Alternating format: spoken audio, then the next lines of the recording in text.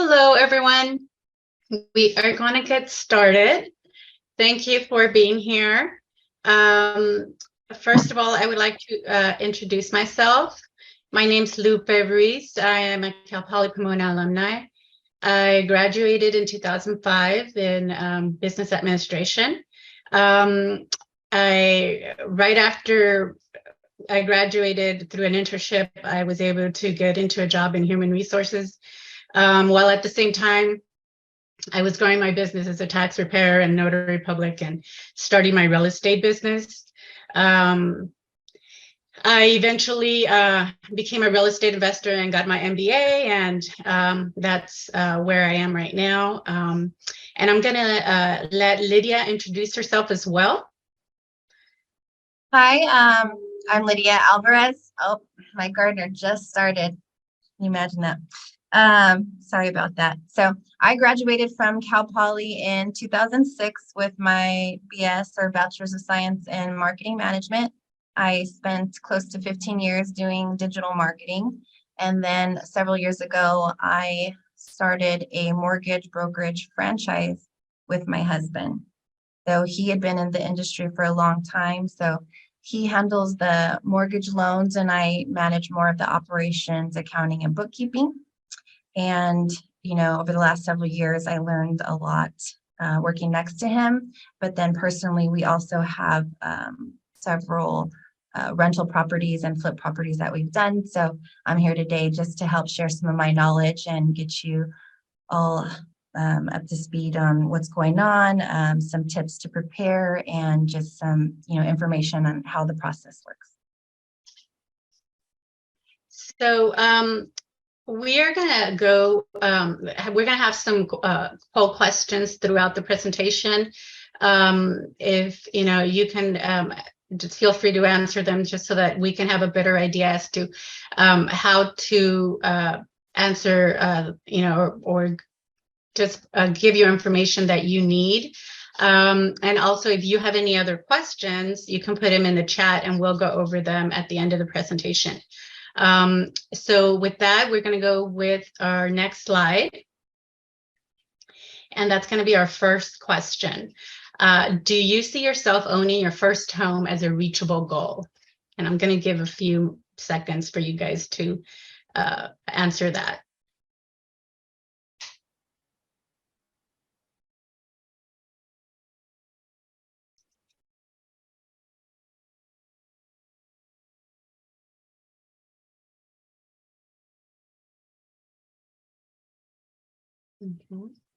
Great.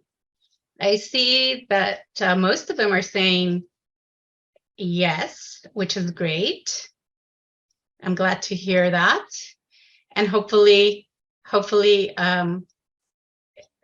with this presentation, you guys will be able to get more information and be able to get more familiarized with the process. With that, let's go to the next slide.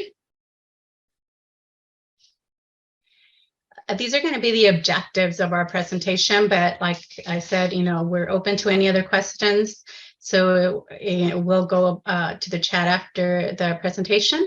But the main objectives of it are going to be to for us to show you what are the benefits of home ownership, the understanding of the home buying process, and where to start, because that can be confusing. I think that's where a lot of people have the most questions. How do we even start? How to financially prepare for buying your first home, and some ways to make your dreams of owning a home come true. Okay, next slide. So we're going to talk about some of the benefits of home ownership. The first one is that it's an investment. It's going to help you build wealth. Later on, we're going to go more into detail about what equity is, but basically, an investment is something that you acquire to eventually be able to have some income from it. And you're probably wondering, like, how am I going to get income from a home that I'm going to be living in? Well, basically that's what equity is, the difference between what you owe on a home and the value of the home, and that's how you eventually can build your wealth. Another benefit is the payment stability, in that you don't have to worry that every year they're going to increase your rent, and you're paying your own mortgage, your own loan, and you're not paying it for somebody else to build their own wealth. And there's the consistency in the location, and the just the pride of a home ownership. I'd also, one of the things that I don't have here, but it also gives you that financial security, and a benefit that you can also have once you close your transaction, and we're going to talk about this later on as well, is that you can skip that first mortgage payment, and use that money either for another payment or mortgage payment, or for furniture, or just you could choose however you're going to invest that money, and paying it towards something you own as well. And in the next slide, we titled this Disadvantages of Homeownership, but it really, if you look at it, the benefits outweigh any type of risk. It is a large financial investment, so you have to be careful. You have to work with people you trust, so that they can give you the right guidance. It is going to be more responsibility than if you own a home, and there's going to be out-of-pocket maintenance and utility costs. You're no longer going to just be able to call the landlord and tell them to come and make the repairs. That's going to be on you. But that is not, in my opinion, is not enough of a disadvantage that, for you not to want to own your own home. It is costly, to move, and it is a financial risk, but like I mentioned before, the benefits outweigh the risks that you would have. And in the next slide, we kind of have a picture here of what home equity is, and you're kind of in a way like having like a savings in a way, where that difference, and it's not going to happen right away. It's it's going to take a few years, but once your house appreciates, the value of your house appreciates, and you have more value on the house, and you owe less, that difference is what you're going to be able to take out of your house and invest it somewhere else. And that's what some people call, you might hear, oh, somebody refinanced their house. Well, they're basically taking that money out.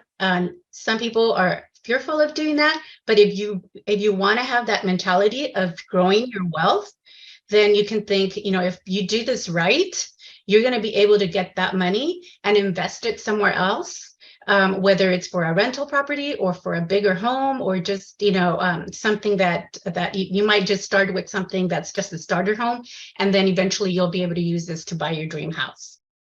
Okay, next slide.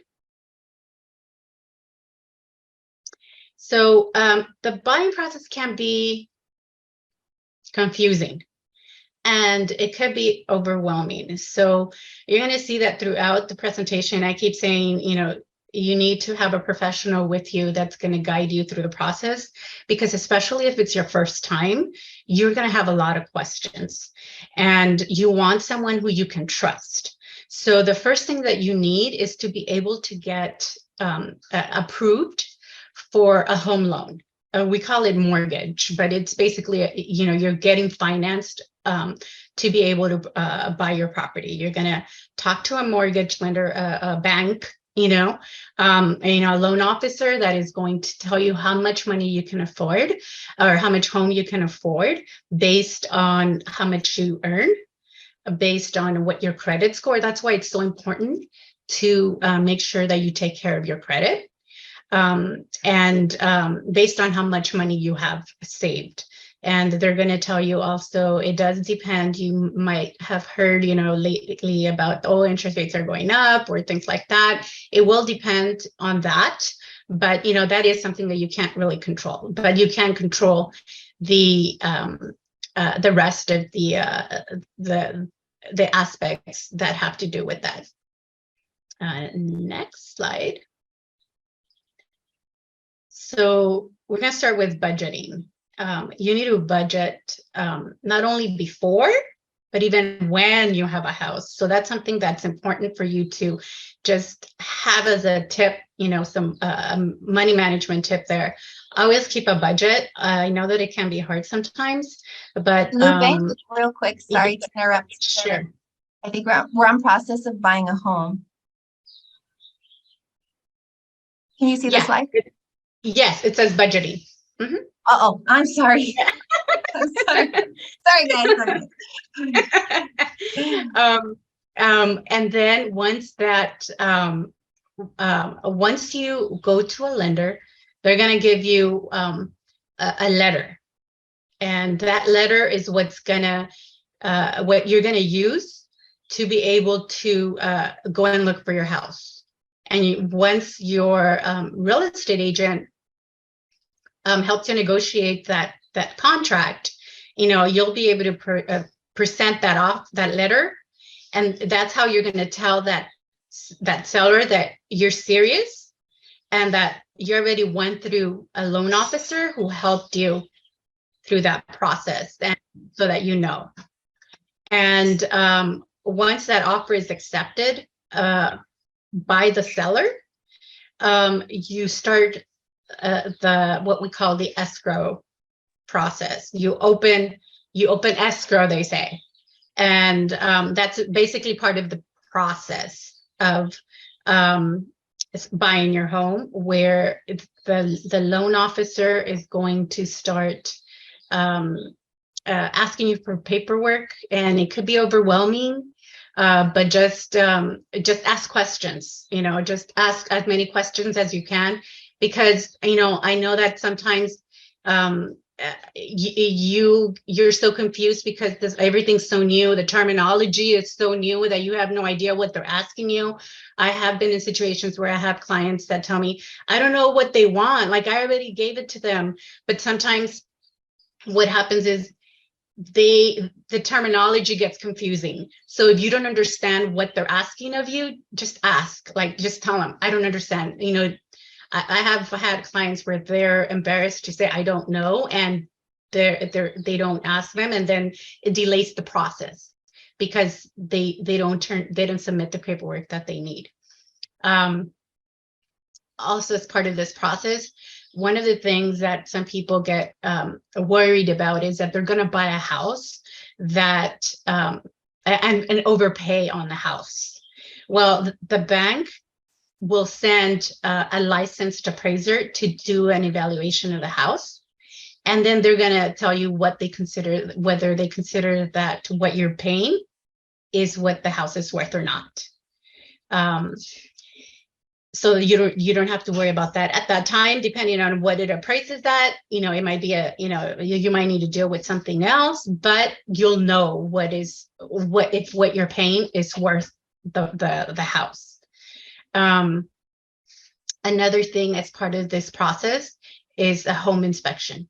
Now, it's not required, but it's highly recommended that you have a home inspection, because this is a big investment and you want to know what you're buying. You don't want to have any surprises later on. Once all the paperwork you're going to be getting, and it could be overwhelming, it's a lot of information. You are going to have paperwork coming from the lender and paperwork coming from the real estate agent, and it could get confusing. Just like I said, ask questions, but finally, when you start seeing the light at the end of the tunnel, it typically takes about 30 to 45 days or so, depending on the type of loan that you have. You complete the loan application, and finally you're able to close and get your keys. And that's when all that stress you forget about, you're like, oh, because you're so excited that you got your keys. I'm not going to lie, it could be stressful, especially if it's your first home. But that's why it's so important to have a strong team with you. And, they'll guide you throughout the whole process. Okay, next slide.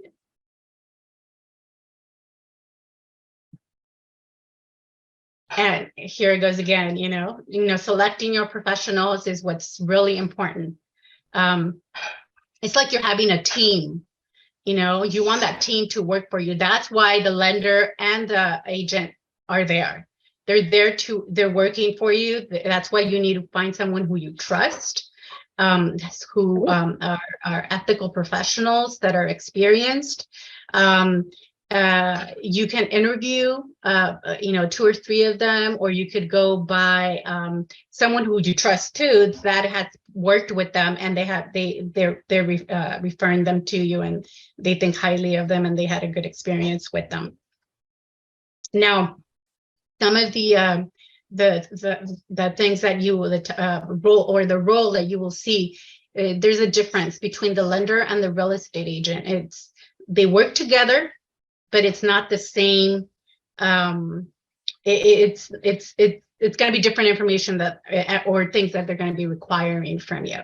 The lender is going to collect all the financial information, and they're going to evaluate your credit and whether you're eligible for the loan. They're going to talk to you about the types of loans that are available and which one is the best fit for you. They're going to be taking care of everything that has to do with your loan. The real estate agent is going to guide you through the terms of your offer. They're going to negotiate for you.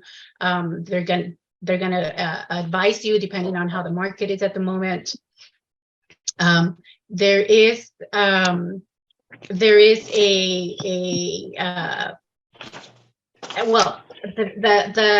right now we're like in the process of kind of like a change in the industry as far as who pays who, but for the most part, the seller's agent will pay the buyer's agent. The seller's agent will have their own negotiations with the seller as to commissions and things like that, and then the seller's agent will pay the buyer's agent for bringing the buyer to them. So as long as you have a trusted professional, they will guide you as to how the commission fees will work. For the most part, as of now, the buyers typically don't have to pay because their a real estate agent gets paid by the other seller's agent. Okay, so with that, we're going to go to the next slide, and I'm going to ask Lydia to see if she can take on the other slides. We have a question in the chat, Lupe. It says, is it best to go through a lender or directly with the bank? Okay, so there are, we have mortgage brokers and we have direct lenders. Now, it's going to depend on your particular situation, because it depends on the programs that are available. Sometimes there are some programs that you're able to get through a mortgage broker that you might not be able to get through a direct lender. So it's a matter of your particular situation. Your case is, everyone's unique pretty much in their, for the most part, and yeah, you might be in, if you have like this great FICO score and your credit report is really great, and you can get this very good interest rate from a direct lender, then that might be the one for you. Or there might be, if you're looking for a particular program, it might be a mortgage broker. So it really depends on your particular situation. Okay, and then I'm going to go into how to financially prepare for buying. So we're going to talk about some ballpark figures here. So these housing market examples I pulled from some local markets, Pomona, because Cal Poly, And Loma Linda, because my stepdaughter mentioned that she might want to live there. So I was doing some personal research for myself. But these are what some might consider a starter home. There's a lot of talk about prices being really high. These are on the lower end right now for our local markets. And I pulled this information from Redfin last week. Pomona location on the top left, you can see it's an asking price of, or listed price of $495,000 for a 3-bedroom, 2-bath, 906 square foot home with an estimated monthly payment of around $3,400. And then the Loma Linda location, same bedrooms, a little more square footage at 1,200 for $445,000, $50,000 less with some more space and an estimated monthly payment of about $2,900. So if you pull up the next slide, these are some rental market examples. So I understand that these aren't apples to apples because, you know, some of these homes, like the ones on the bottom two, look like they're bigger, even though the square footage isn't shown here. They have some more bathrooms. They're still in the general range with when it comes to bedrooms and then pricing. So you can get more house for about the same amount of rent as the homes that you could purchase, the mortgage payment. So my point is, you know, if you can pay around the same amount, even if it's a little less, why not own? You know, and a lot of people answer that with, well, the reason I don't buy is because I can't afford it. I can't afford the down payment and the closing costs. So we go a little into what that might look like for this type of home. You can go to the next slide.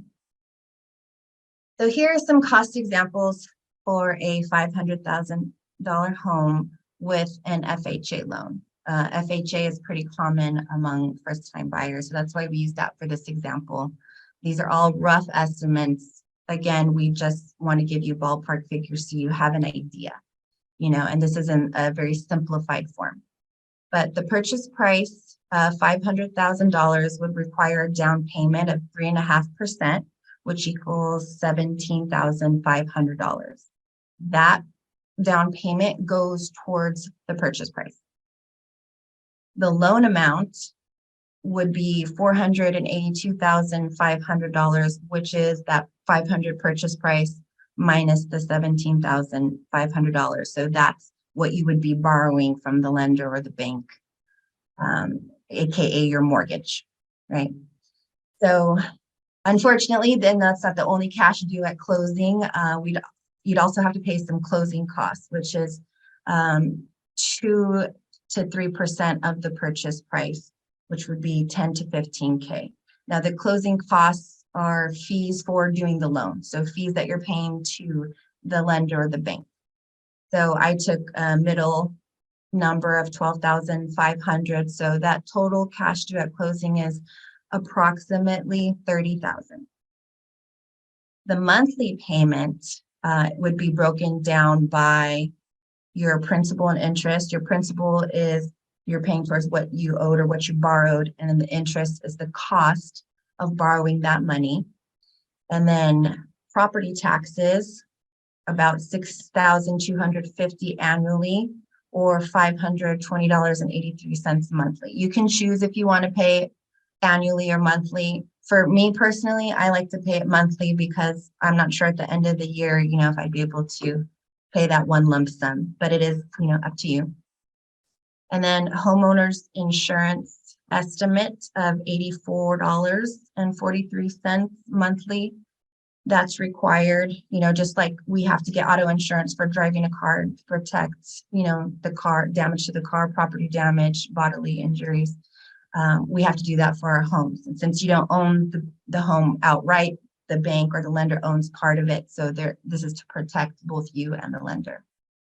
And then mortgage insurance, which is required for an FHA, would be about $221.15. So the monthly mortgage payment or monthly payment would be around $3,500. And if you remember, you know, how much it costs to rent, It's very similar. So what everyone's concerned about, right, is that $30,000. How do I get that down payment, or how do I get closer to those closing costs?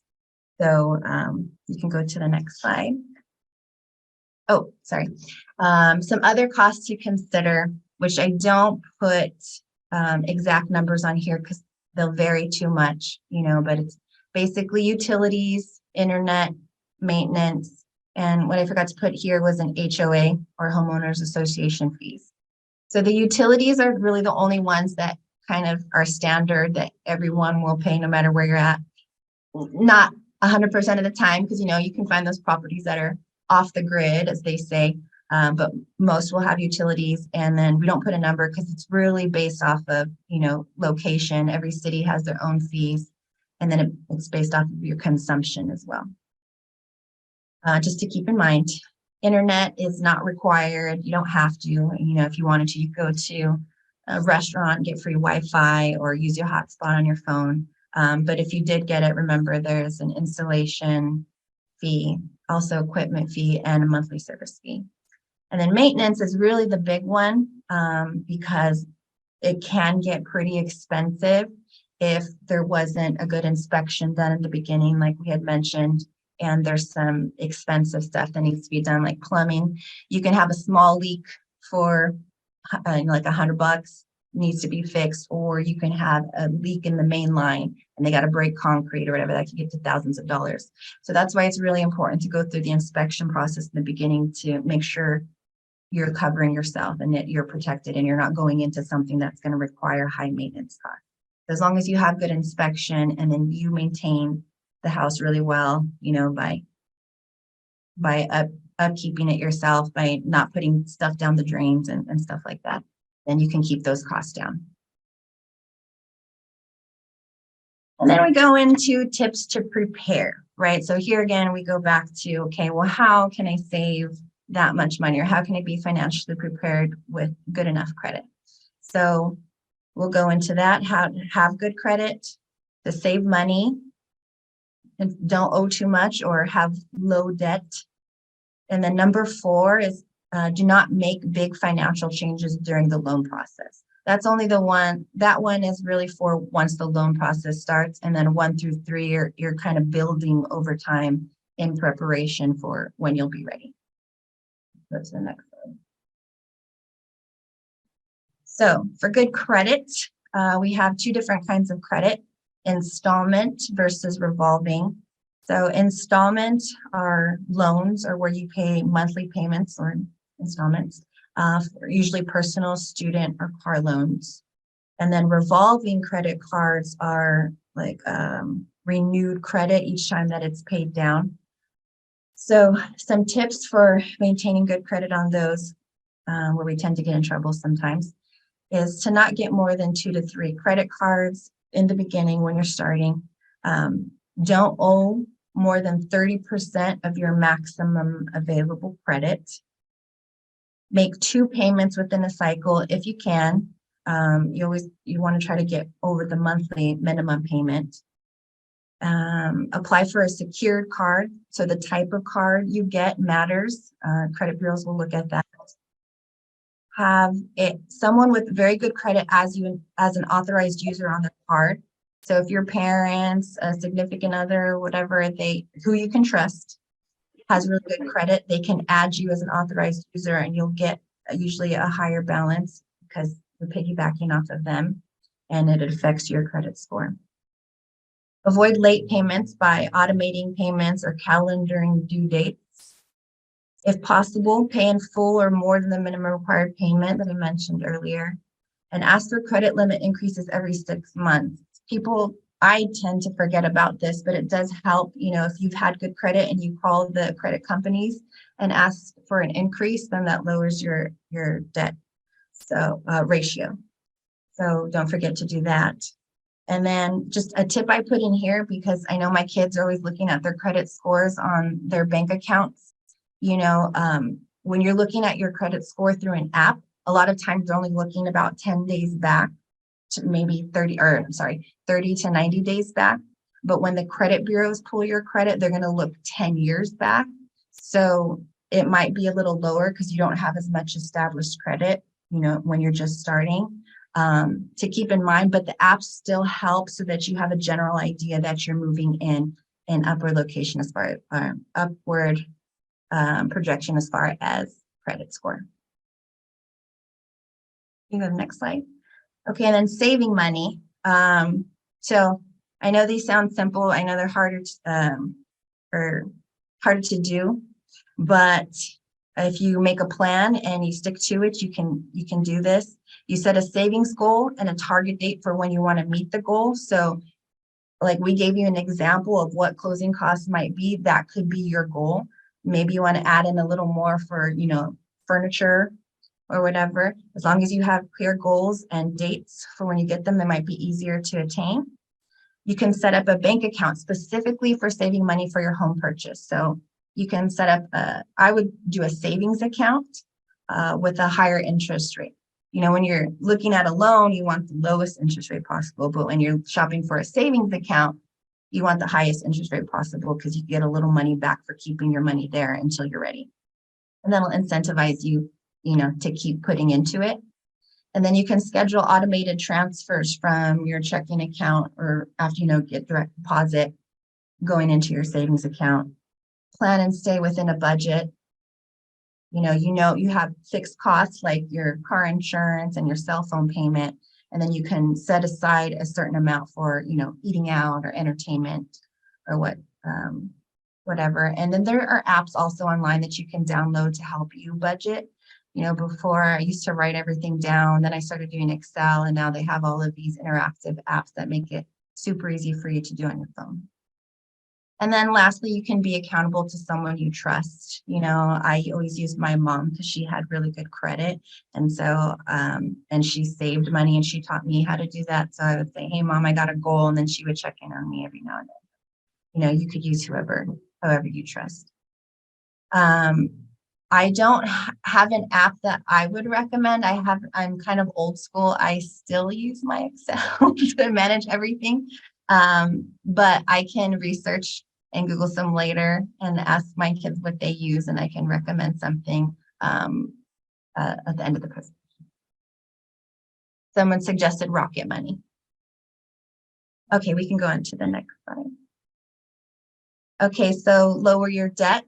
You want to keep your debt to income ratio down, which we mentioned earlier.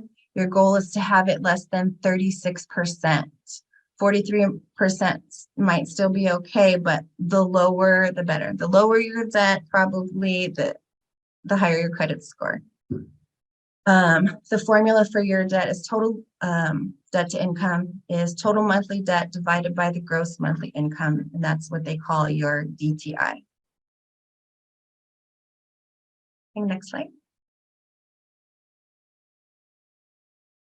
Okay, and this one is important. So, since I told you my husband and I have that mortgage brokerage franchise, I've been in the office a lot of times when we're close to closing and then someone made a big financial change because they figured, oh, they pulled my credit score. I had good credit. I'm in a good place and I'm going to go buy a car. But what that does is throw off your debt to income ratio again, right? Because they're going to pull it again right before. So during the loan process, you don't want to make big financial changes such as purchasing a car or a boat or anything expensive, right? Significantly increasing your existing credit card balances. Don't go on a shopping spree right before. Opening new credit cards or applying for new loans or lines of credit. That's something that you would have wanted done beforehand, but during the loan process, you don't want to do that again. If you do, you can write a letter, and explain what happened and say, oh, there's no new debt, or I needed to get this, and they might approve it. It just makes things a little more complicated. And then quitting your job or changing your career. That's a big no, because another thing the loan companies are looking at is your income stability. So if you quit or change your career, that's going to affect your income. That'll affect the outcome of your loan. So just remember that. And then the little note up there, it says, until funds are received, the loan isn't final. So that's why you don't want to make changes until you're approved and your money is received. Next slide.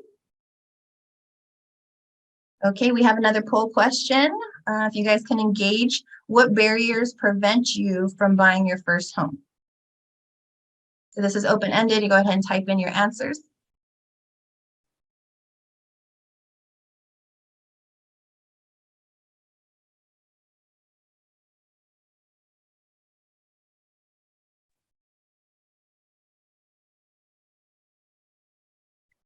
We also have Is- the Mentimeter where they could go online and put the answer their question. So if you can please go to menti.com and then type in the code and enter the questions for us. Or if it's easier for you, you can go ahead and throw it in the chat.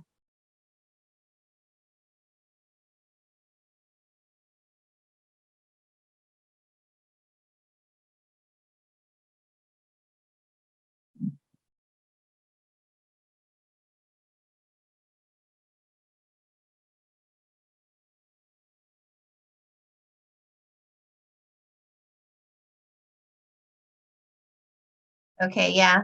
As predicted, down payment, cost of homes increasing, yes.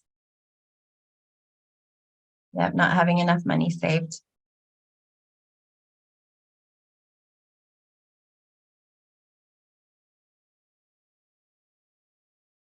Yep, student loans. Oh, yeah.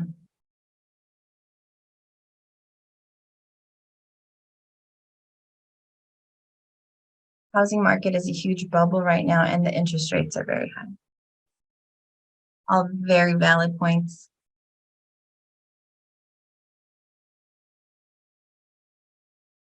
Okay, so that's a lot of what we were anticipating that you would say. Everyone has the same ones too, so we can move on to the next slide and we'll address some of these.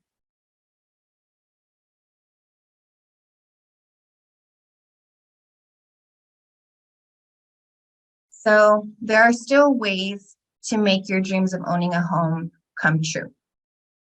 Go to the next slide. So in anticipation of some of these, we put up here on the left, maybe some things you heard from friends and family or in the news or on social media. Homes are way too expensive. Aren't we on the brink of a recession or a housing bubble, right? Interest rates are too high right now. And then things that I hear a lot from my kids who I'm trying to get to, prepare themselves for owning their own homes. And they say stuff like, I'm broke, there's no way I can afford to buy a house now, maybe even ever. I'm not even ready for the responsibility of owning a home. I'll just wait till economic conditions are better. Or simply, I'd rather invest in traveling or opening up my own business. Next slide. So for our first one, so we kind of on the left here, we'll have, what the concern was. Homes are way too expensive. I don't have enough money.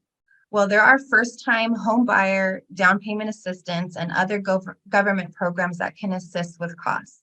Recently, we had a program, Dream Calhafa, where, they would help with the fees. You just had, when you sold the property, you'd have to pay back some of that. And that was really popular. A lot of people signed up and they actually had to pause it because they ran out of funds. But the people that were able to get in are really going to benefit from that program. Lupe was telling me yesterday that now they might be doing the 40-year loans, which stretches the loan out, making the monthly payments lower. So even when things you feel like too expensive, the government knows when too many people or too many citizens can't afford things. So they'll come out with programs, constantly changing it to help people do this because they want people to own homes. And besides watching financial news or financial blogs, really the best way, since I don't like to do that, is just to have a network of professionals like real estate agents and lenders who are going to keep you on the radar and call you and say, hey, remember how you asked about owning a home and you weren't ready? Well, guess what? They have this new program, have you in their system, and they're going to say, this is going to work for you. So things are changing all the time. And the point is just to be open to having a conversation with somebody that's going to keep you in mind when new things are available. Next point. Aren't we possibly on the brink of a recession? I'll wait until economic conditions improve. Recession, if you are ready, if you already have the savings available, or if there's somebody in your family you can borrow money from, or if there's somehow you can get a down payment, recession might be a great time to buy especially if you're going to live in the house long term. Because even if the value goes down, it really doesn't matter. You're going to be in there for a long time. It'll go back up later on. And during a recession, rent tends to increase. So if you're going to be paying a higher monthly payment anyways, it might be better to buy if you can, understanding, you would need that savings for a down payment. Next point. Interest rates are too high right now. Yeah, they are high, especially compared to 2-3 years ago where they got, like down to 2%. They're around 5.25 right now. Oh, 5.5 actually. What happens when the interest rates go high is in a high demand market like California, there's less competition to buy and you can always refinance later. So say interest rates plummet, which would be really good for your monthly payment. Everyone's going to start wanting to buy that house and there'll be like 20 offers on a house sometimes, and then it's harder to get the house. So sometimes if you're not in a position where you've had a history of good finance and good credit and large savings, then you have to go into a market that's less competitive. And that's when it's really important to make sure you've had that savings. Again, you might not be ready now, but you can start saving now with this in mind. Next point. I'm not even ready for the responsibility of owning a home. My daughter did say this, so I had to address this. Owning a home, yes, there are a lot of responsibilities with it, but there's similar responsibilities as being a college student, which a lot of the people on the call are, or being an employee at a company. It's just about organization, time management, budgeting. It takes discipline, and I almost put on here, not intelligence. There's some level of intelligence needed, but really anybody can do it as long as they have a plan and they stick to it. It's just discipline. Next point. I'd rather invest in traveling or opening my own business. That's great. I think I'm an entrepreneur. I love to travel. Owning a home does not have to be the dream in and of itself. You can use the equity that Lupe mentioned earlier from your home to fund your other goals and dreams. You can invest in other properties, or if you absolutely wanted to, if that wasn't your goal, if you didn't want to be tied to home and you wanted to travel the world or you wanted to open your own business, you can use the equity from the home to do that. So there are other, those are some more of the benefits that you get. Next slide. How am I doing on time? I'll try to speed it up a little bit. Next poll question. Can you think of any creative ways to make buying a home a reality for you? Let's just throw it in the chat for time's sake.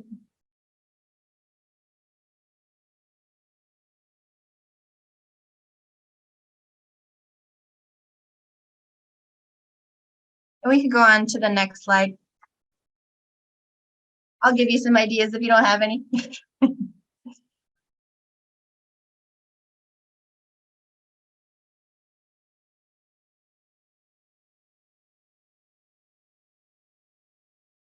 Ways to make it work. So how to get that roughly $30,000. Some people don't want to ask for money. Some people don't know people that have it. I get it. These are just in case you do, right? In case you can ask somebody for help or borrow money. I did that in my situation. I was able to pay the money back once the value went out. I took out some of the equity and paid them back. So there are ways to do that. You can, make an agreement with somebody. The more responsible you are now, the more likely that somebody who has money would let you do that, depending on how comfortable they are with you. Rent to roommates, share the responsibility. You have the ownership, but the costs are going to be spread out by however many roommates you can stand. And I know everybody wants to live by themselves or with their significant other, not have too many roommates, but to make it financially feasible, it might be the best option. Choose an affordable location. I know California is expensive. Maybe consider moving out of state. I think Mississippi right now is the #1 lowest state to live in, but there are other places to live, different types of homes. This one is, live within your means, make sacrifices. That's, goes back to the budgeting we talked about earlier. And then this one's really important to me, and I think people don't pay enough attention to, but network to gain knowledge, find inventory, and get discounts. The more you talk about wanting to buy a home to not just friends and family, but randomly, you'll start to meet people who know people in the industry. Oh, well, my cousin's a real estate agent, but we don't really talk that much. But for family, they might reduce their fees for you, or the lender might reduce their fees for you. I had an uncle who had a house that he wanted to sell. And out of my 15 cousins, I was the only one that called him and said, hey, can I buy that? And he sold it to me for way under market value. Those are rare one-offs, but you never know what's out there until you start talking about it. So I really suggest networking with people who might have access to this type of information. Knowledge sharing is the best. That's what we're here for, right? That's why we're doing this presentation. Buy with partners, somebody who will go on the loan with you, who they share the risk with you, they share the finances with you. Again, this can be dangerous. So you want to do it with somebody you trust, but you also want to hire, that's when those professionals come in, the real estate agents, making sure that everything, that you understand the legal aspects and the documents that are going to protect you. And do what you can now. Like I said, some people on this call are going to be like, nope, that's still far away from what I can do. Like, that's a long way out, but it doesn't matter. Like, if you don't start now, it's going to be even longer, so this is just, we're putting stuff in your mind to get started doing what you can. And then again, we hammer this home, make sure you have professionals to help, because it's so complicated. We understand that. But when you hire people that you can trust, they can help you with all the complexities. Next slide. So my story, I bought a house during my 4th year at Cal Poly while I was still in college. And I put an asterisk next to this that says anyone with a pulse could get a loan. That's, an exaggeration, but at the time, it was really easy to get a loan. I was only making $10 an hour. And actually, after I bought the house, I took an internship where I was only getting paid $8 an hour. But I and I didn't think I could. That's my main point. I didn't think I could. My mom insisted on it. She said, well, whatever, I'm going to go talk to your Thea, who's a real estate agent, and we'll figure it out for you. And they came back and were like, yeah, you can do it. Still didn't believe it till the day I had the keys in my hand, and the ways, so how that played out, I guess, is the location was bad. It was a really bad neighborhood. So the cost was low at the time.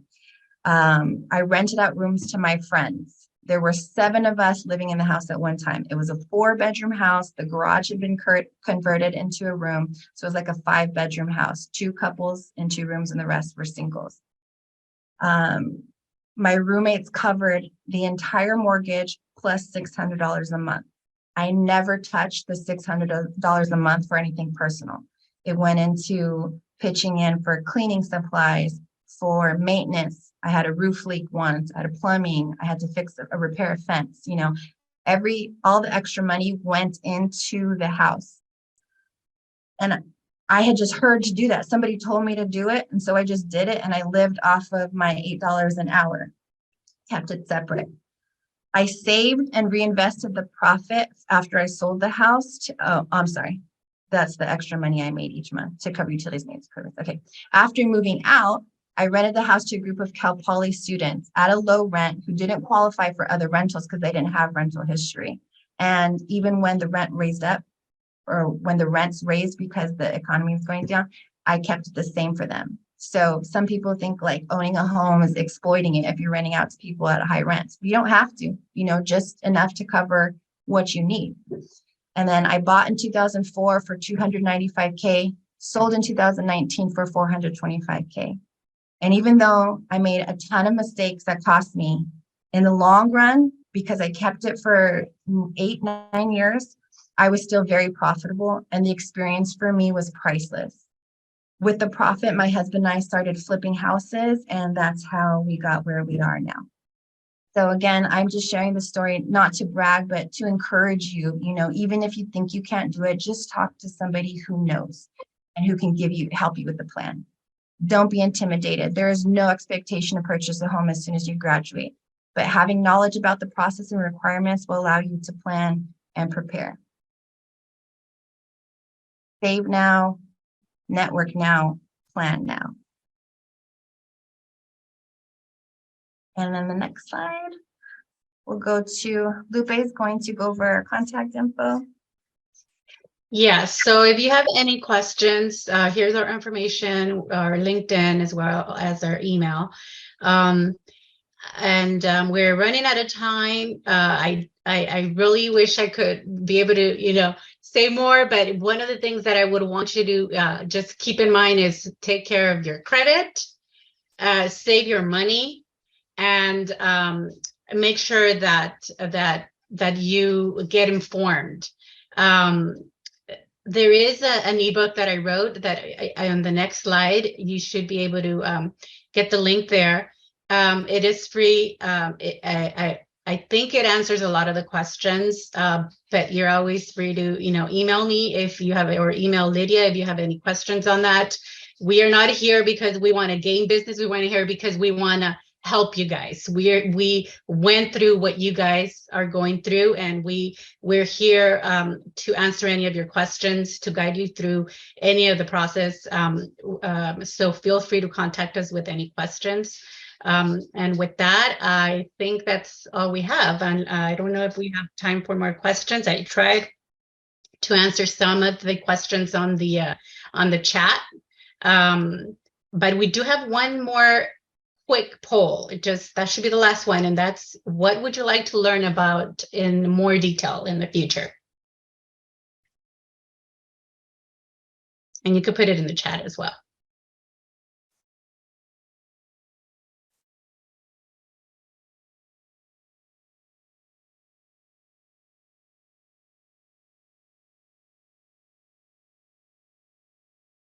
So I have a Good. question. Karina, you put up there, is there any way we can get a copy of the slides, or will there be another workshop soon? So if we had another workshop, what are you looking for? Sorry to put you on the spot.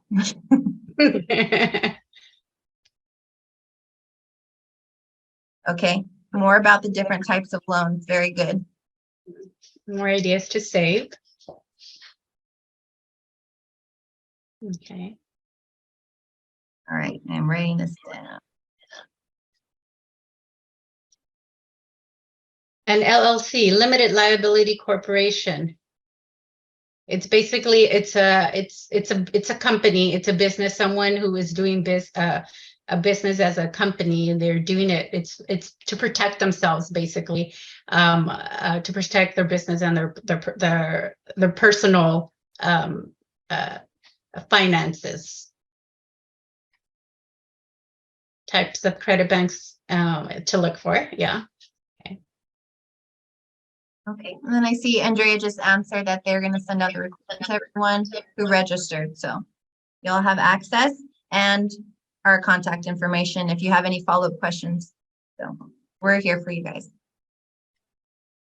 Thank you.